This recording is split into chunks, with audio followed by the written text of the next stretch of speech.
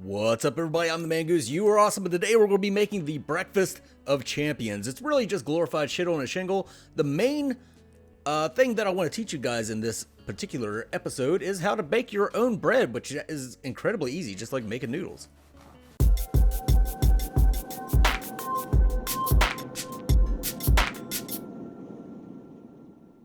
We're going to start off by making the bread here. You're going to need about 6 cups, plus or minus some, depending on the humidity, of all-purpose flour, about a quarter cup of oil. I'm using olive oil. About a half cup of white sugar, 2 cups of warm water, some active dry yeast, and salt. You want the water to be just before, like if you run your hand under it, just before it starts to hurt. You want it about that hot, kind of like if you were preparing a bottle for a baby.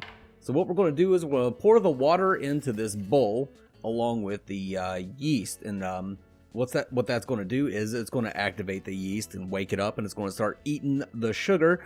Now, there's the right way and the wrong way to do this. The right way is to put in just about a tablespoon of sugar for the yeast to feast upon. I just dump all the sugar in because I just don't care. It makes for a more of a dense bread. If you let more of the yeast, that's what happens. If you put less of the sugar in there, more of that yeast will wake up and be active. But I like a denser bread. I don't like it to rise so much, so I just dump the whole thing of sugar in, as you'll see here in a minute. After that, you're just gonna whisk it all up and let it set for about 5 minutes. 5 minutes has gone by, and you can see that our yeast is nice and foamy. So what we'll do now is, if you did just add the tablespoon of sugar, like the right way that you're supposed to do it, now is when you go ahead and add the rest of that sugar, the salt, and the oil, and mix it all up. Once you got it mixed all up, what you're going to start doing is incorporating the flour about 1 cup at a time. You want to just make sure that it all mixes well together. I go with a whisk at first, but as it starts to get thicker and thicker, of course a whisk ain't going to cut it, so I just transition over to a wooden spoon. Once you can no longer mix with a spoon, you're just going to turn it out and start mixing it up with your hands. It's going to be really, really sticky at first. Just give it a go. Keep kneading it out. Add more flour if you need to. As I mentioned, humidity plays a big role in this, and usually it only takes about 5.5 cups of flour whenever I'm making bread, but it was pouring rain when I made this video, and so it took about 6.5 cups of flour. And I'm just going to flour out the surface, turn it out, and start kneading it here. Now the goal as you're kneading it, you want it to be sticky, kind of like tacky, kind of like paint that's not quite dry. But you don't want it so sticky that, like, you see that big chunk that just got left behind? You don't want it so sticky that it's leaving chunks all over your hands and all over the table. When that happens, I'm going to wash my hands off real quick. But when that happens, you just get a little bit of flour, add it in, and keep kneading it. You'll know it, as you go along, you're going to be kneading it for about 10 minutes. But as you knead it, it's going to get stickier and stickier, and then it's going to start like doing that thing where it leaves the chunk behind. Just add some more flour and keep going. Don't dump too much flour on. Just sprinkle some flour on top, and then start kneading it, working it in until you have a nice dough. So this is that's the hardest parts of making bread, what we just went through. It's of course not nearly as simple as just going out and buying a fucking loaf of bread, but it's a lot cheaper, that's for sure. That's kind of the reason I know a lot of these recipes. That's how I know how to make noodles by hand, how to make homemade bread, and you can make crackers really easy, homemade. I know this stuff because I went through a time in my life when I was really poor. when I got out of the army, there was a problem. Somebody had forged my signature on a receipt for $25,000 worth of ballistic vests, and it made it really hard for me to get out of the army. They give you a separation form called a DD-214, and I couldn't get my DD-214 because of this outstanding $25,000, which I definitely wasn't going to pay, and it definitely wasn't my signature. It was obviously not my signature. There was no way I was going to have to pay for it, but there were still processes that had to be gone through. So for months and months on end, I wasn't officially out of the army. I didn't have that DD-214. However, I wasn't in the army, so I wasn't getting a paycheck, and I couldn't get another job because when you apply for a job as former military and you don't have your DD-214, they assume that you have a like dishonorable discharge and you're trying to hide something from them, so you're not going to get hired. So it was a hell of a time where I really needed to budget really hard. I did have some money saved up just in case some shit like that happened, but still, I would have been homeless if my girlfriend at the time had bailed me out and paid my rent for me a couple times. But yeah, hard times led me to know how to make homemade bread and noodles and everything. So, you know, when life gives you lemons, learn how to make fucking cheap food and survive off noodles, crackers, and bread for a while.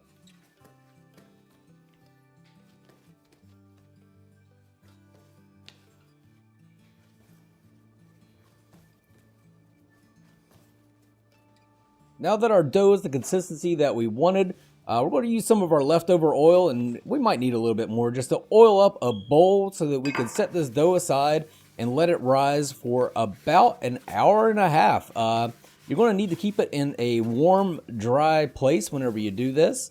You're also going to want to cover it up with like a wet cloth or maybe some wet paper towels.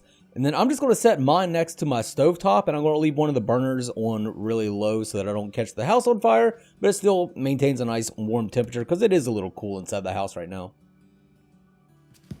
All right, now our dough has risen. If you did the correct sugar technique, it would have risen much more than this. This is about doubled in size, and not quite doubled. It definitely would have doubled in size if I would have done the sugar right, but I didn't want to do it quite like that. This is very, very sticky. It's going to be moist bread. I like that. It's good.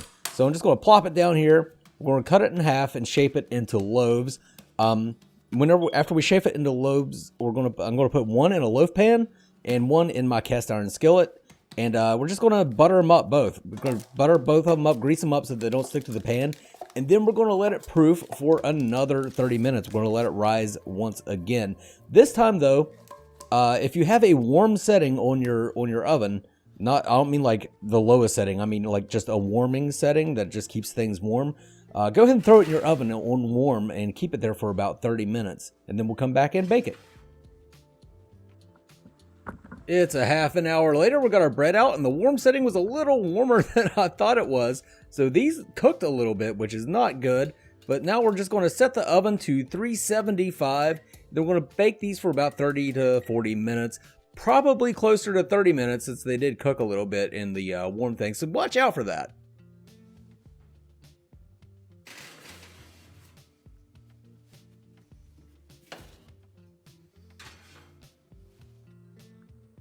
The bread is done. Came back and checked it after about 30 minutes. You can see that it's nice and browned up. If you want to check, you can just tap the top of it. And if it sounds hollow, then your bread is done. So what we're going to do is we're just going to set it aside, let it cool off for a bit, and then I'm going to brush the top with a little bit of melted butter. And then we're going to let it cool for about another 5 minutes. Cut a slice right out the middle. That's going to serve as the shingle for our shit on a shingle. And we'll toast that up. I'm going to toast it up in the oven because I don't have a toaster, and this bread is probably too thick to toast in a toaster anyway. Now I'll make the sausage gravy. I'm just going to take a skillet on medium-low heat and just brown this sausage up. And I want to take the sausage out to make the gravy portion, but I want to leave all the grease and the goodness in there, all the fat that's going to help me make my roux. And I'm probably going to need a little bit of butter. This sausage isn't quite greasy enough, but I'm going to take them out as well as I can with leaving the grease in. I'm going to use chopsticks. I'm not suggesting that you use chopsticks. I think it's really cool if people could use chopsticks, and I'm not very good at it, so I practice every chance I get, so I could be the cool guy that uses chopsticks well too. So once you get the sausage out, put about half a tablespoon of butter in, I guess, and about an equal amount of flour. Go ahead and mix that up and make yourself a roux. Add a little bit of milk, just a little bit at a time.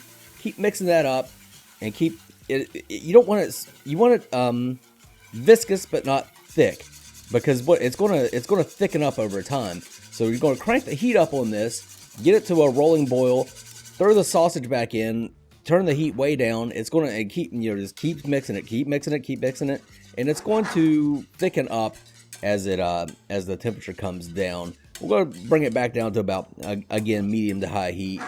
And don't forget the pepper. I put a fuck ton of pepper in this. If you don't like pepper as much, then maybe just put a shitload in. instead of a fuck ton, but I like pepper, so I'm going to put in a fuck ton. And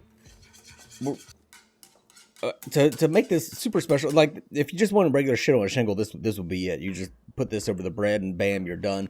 I like to crack an egg right into the middle. Now, if you don't like a runny egg, I fucking love a runny egg, but if you don't like a runny egg, you can go ahead and pierce the yolk at this point, and that'll make it fry up hard.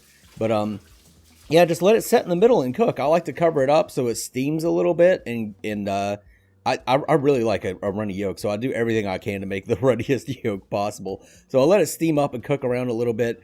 Now I'm going to flip it just directly in this gravy, and I'm just going to let it cook just for a little bit, just enough to get the outside cooked, really. And then after that, you just slide it out onto your bread.